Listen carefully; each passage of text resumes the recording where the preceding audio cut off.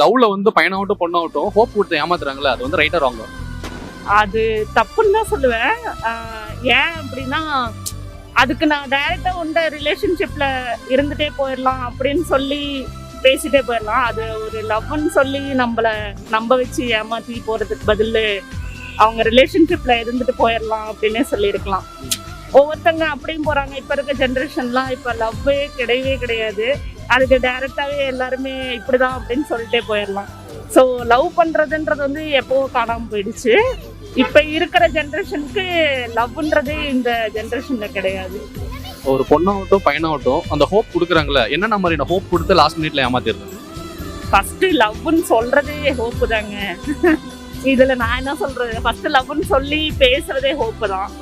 So அதை நம்பியே பார்த்துப்பா, நமக்காக ஒருத்தர் இருக்கான், நமக்காக எல்லாமே பார்த்துப்பான் அப்படின்னு சொல்லி நம்ம பேசுறதே ஒரு நம்பிக்கைனால தான் பேசுறோம்.